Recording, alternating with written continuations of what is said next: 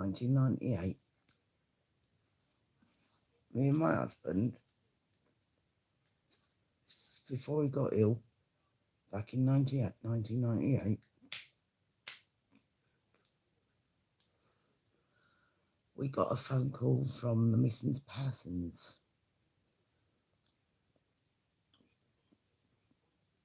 with a message from my adopted mother saying I was missing.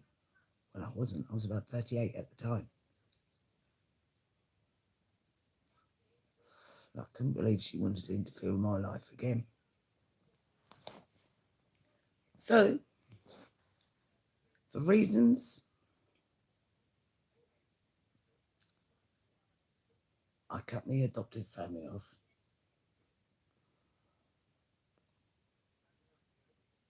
Because it's the way they treated me, as if I wasn't part of the family, which in turn made me not worth anything. And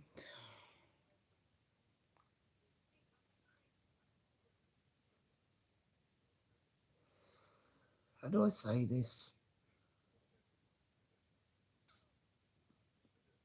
It wasn't a hard thing for me to cut them off.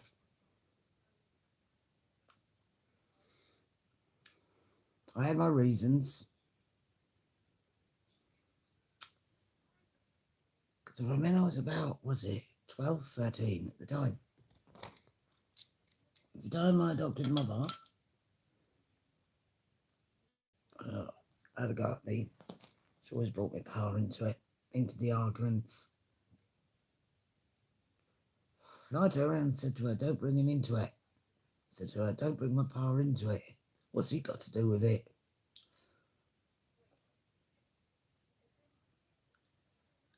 And in turn, after that, I went off for a few days at a time. Every time the rows got worse each day.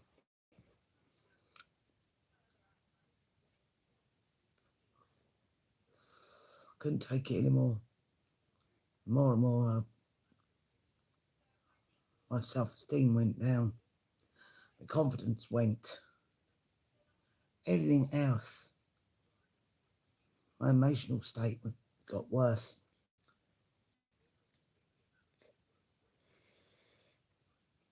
Another thing, why I cut them off.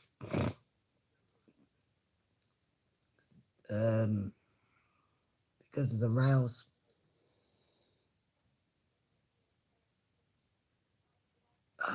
Which I couldn't cope with. So, and back at that was it that I think it was April 1998 it was, I think. But I can't remember the day when this was. It was April sometime it was, in the summer 1998. My husband took the call. They said to my husband, was it Gina and Dr. My bird said to her, she's missing. He took the call. And I said to my husband, Richard at the time, I said, just tell it basically to have to pardon the language, basically to feck off and stay out my life permanent. And that's the best thing I ever done. It wasn't hard because I had no emotional attachment to him anyway, so it didn't make any difference whether I saw him or not. I didn't really fucking care. She weren't my family. My family was my pa, John Edward Charles Hollick, and his family was my family. They're my real family. But that was taken from me. Because my ma, being so fucking selfish as she was, didn't want me to stay there with the family. In turn, that's when I ended up in to the care system. That's when all the shit started. And that's when my life was up the spout. after a while. That's the main reason why I told her to. She sent me away. First off, let's get this right. She sent me away to this place for people with learning disabilities. This is back in 1982. This was because she couldn't cope with my mood swings, the way I was feeling, my emotional turmoil. She couldn't, so she thought it was easier to send me away to a place where there was other people with learning disabilities and God knows what. I thought it's all started all over again. Not wanted. Felt alone. And that's when my mental illness kicked off. Because I ended up in a place like that.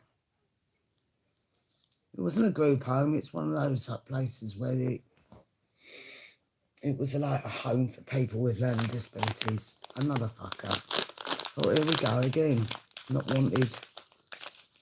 I was in the way, basically. That was one of my main reasons. And the other reason, when she kept on bringing up my pa into the arguments. The reason why she done that is because I was close to pa. That's why his name kept on getting rung up into the fucking arguments, which destroyed me. And that's when all my problems started. And that's when I went hitting the booze, making a mess of myself. Can't stop. Because just to block it all out. Didn't feel as if I belonged anywhere. The place that I really belonged was with my pa's family.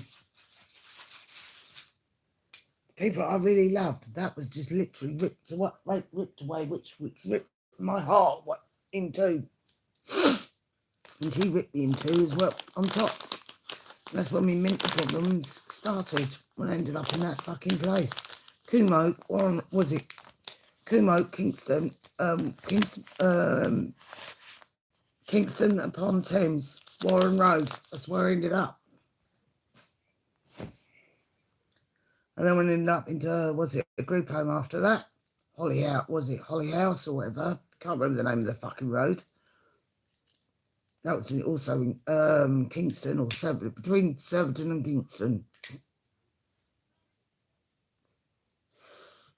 That was another shithole. Didn't feel as if I belonged there either. Staff were a bunch of wankers. Sorry about my language, but it's true. They were a bunch of fucking wankers. And it's because of that. That's when all the, before that, I started hitting the booze when I was 14. Well before I got sent away to these fucking two places. Two fucking shitholes. And it was run by Minka. And there was a lady called Mary Kahan. She was fiddling the books and whatnot. And they say it's a good thing. Minka's a load of shit. That's who ran those places.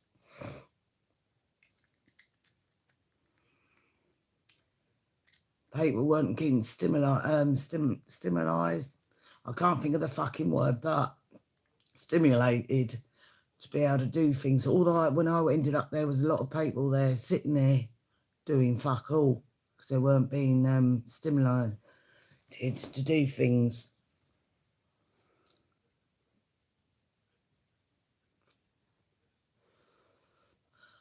Daft, just let them sit there doing fuck all, not motivating them, giving them purpose and fucking life. That's what that fucking place was like. A fucking shithole. That's Kumo. Same applied with fucking Holly House. That was another fucking shithole. That was between Surbiton and Kingston. Worst fucking places. It was just as bad as going to that fucking place that I was in 1965. Fucking was it?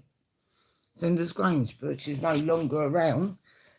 The place is now 2 houses, because I checked it out ages back. Similar thing, that sort of started bringing all the shit back. And I was still drinking heavily, even though I was in that those two places. I was fucking hitting the booze just to block all the shit out. You have to pardon my French, but that's the way it come out. That's another one. That is the 3 reasons why I cut them off, and that is why I left London. And plus, was getting all the shit coming back in my face about all the lies about my power and whatnot. People bringing that up when I was in London. That's another one of the reasons why I fucked off. And ended up in, was it Portsmouth? And then I ended up in, oh shit. Ended up Portsmouth, then I ended up here in Chichester, which I've been here 19 years. Which is nice. And Chichester ain't too bad. People are not too bad. Got good neighbours round here. But Portsmouth was a bit of a shithole. Sorry for my language, but it's true. And that's where I met my husband back in 93, because when I moved into Portsmouth, ended up in a bed sit for a bit. I wasn't too bad because I was had a bit of privacy to myself. That's how I met Richard.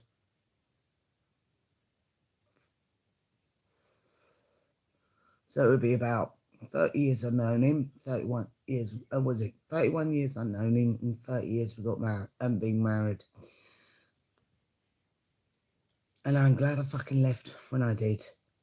You know, the stupid old bitch can't fucking find me. Hopefully, one day I'll be moving close to family if all goes well. But that's the main reasons why I cut my adoptive family, because I didn't have any fucking, was it bonding anyway? It was hard to bond with them anyway, road. I just couldn't. What's the point of bonding with someone you can't get close to? And plus the fact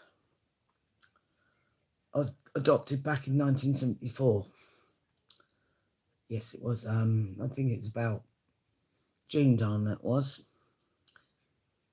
1974. I was adopted. I was 12 years old. That was which was an emotional time. I was in between teenage years, which is a tough time to go through an adoption, which took a bit of time anyway. She said, oh, the crap she came out with, she didn't want to adopt me until I settled. There's no way I could settle because they took away my security.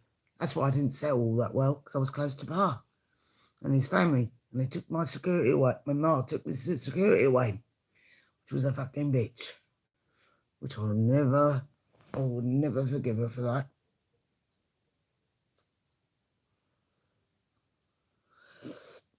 And it's a hard thing. People say you should forgive, but there's a fucking hard thing to do, to forgive.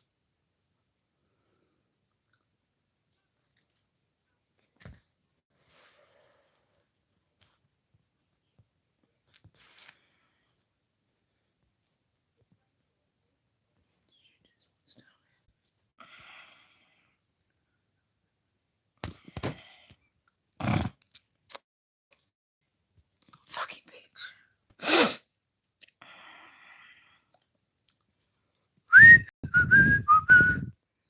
Newsfeed, TikTok. Right.